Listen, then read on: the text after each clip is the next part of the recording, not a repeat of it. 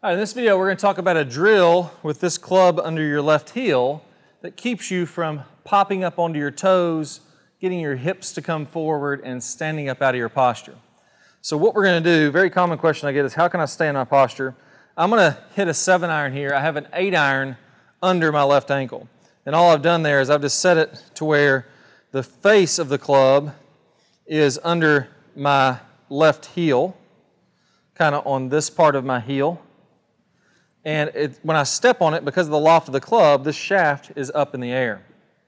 Now from there, I should be able to make a good backswing, shift my weight into my lead foot, stay down in my posture with weight on the middle of my left foot, and keep it there all the way on through without this club dropping down to the ground. I've even got a drill that I'm going to show you for the right foot here in a second. So I'm just going to make some slow swings. Let's do 5 or 10 of them here, where I make a backswing, whatever's comfortable. If you're hitting driver and you're trying to crank it, it's okay to lift that left heel and this club would fall down. This is more for a middle iron to get the feeling. Or if it falls down, just make sure you step on it again. It'll come back up and keep it up the whole way through the swing.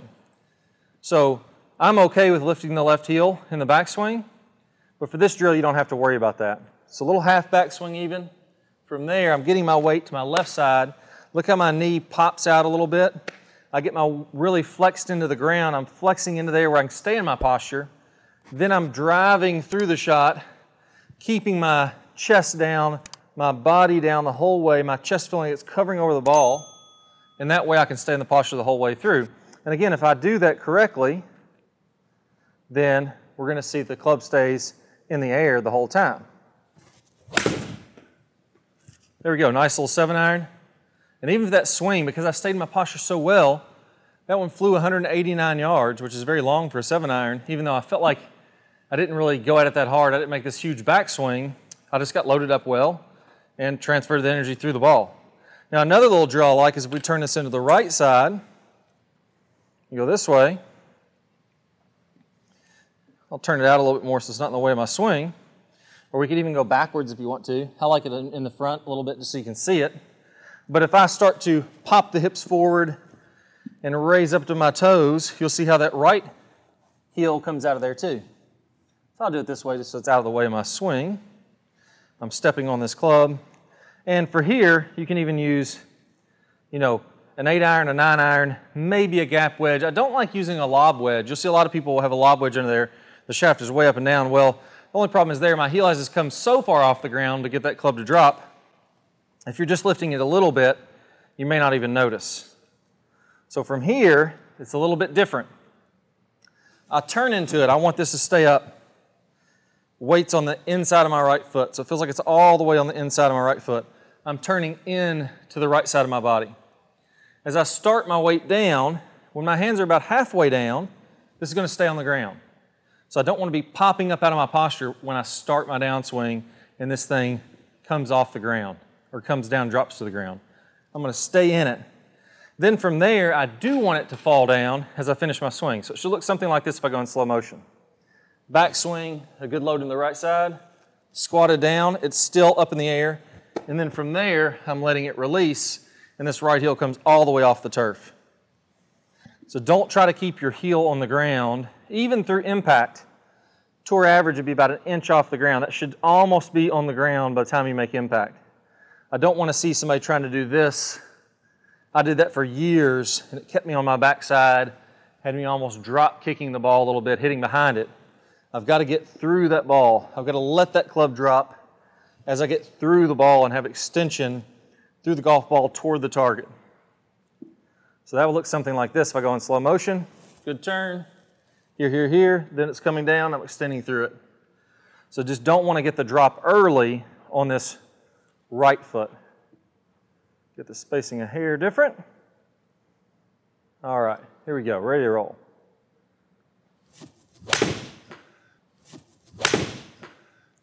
And that one felt fantastic, 195. I may have to stick a club under my foot every single time. It felt pretty daggone good. Now, there's one thing that I think helps with this a ton. If I'm rushing the downswing, if I feel like I'm doing this motion, all of a sudden I end up popping up out of my posture It almost feels involuntary, like I can't stop doing it. So I pop up out of my posture, my shaft gets steeper, and I really just get very inconsistent. I want to teach you a drill that smooths out the transition, smooths out your start of your downswing, and then makes this drill a whole heck of a lot easier. I'll play a preview of that here in a second. All you need to do is go ahead and click one of the cards that pop up on your screen. If you don't see that card, don't worry. Just go ahead and click the link down below in the description. You'll get instant access. I can't wait to show you how to smooth out this swing. It's going to make it so easy to feel where the club is and to be a much more consistent golfer, so you don't want to miss this video. Let's go and get started. Now the bottom line is that if you pull this club down to ring that bell or pull the hands more from the inside, what's going to happen is you start to rush your downswing from that pulling, and that can throw off your sequence. And we all know that once your sequence gets off, that is going to be the root cause of all your problems. Now, maybe you're being outdriven way too often, or you're terribly inconsistent with your strikes. Some of your shots are heavy, some of them are thin, some of them are off the toe, and then the next ones are way off the heel. Now you end up way over in the trees, you're in the tall grass, or maybe even the hazards all day long, and it really comes down to this. Clay, how in the heck do we fix it? Well, there's some good news. Well, there's only two things that you need to learn.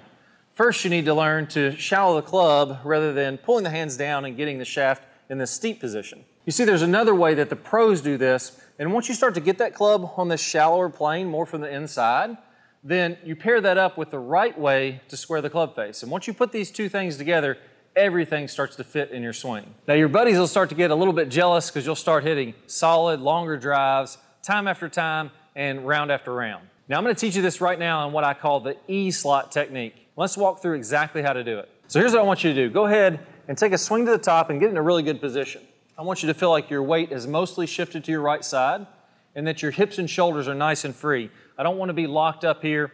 I want my knees to move, my hips to move. And that's going to allow me to swing my shoulders very nicely.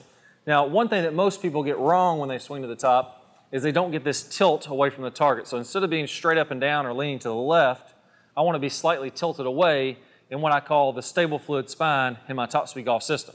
Okay, so now that you're at this great position at the top of the swing, what I want you to do is instead of pulling those arms straight down or ringing the bell, that's going to get the club shaft steep and get this elbow kind of flapping behind your body. I want you to do something very specific. I want you to take the tip of your elbow and move it in a specific way. Now, not this small bone on the inside of your elbow, but I want it to be right here at the tip, and here's what I want you to do.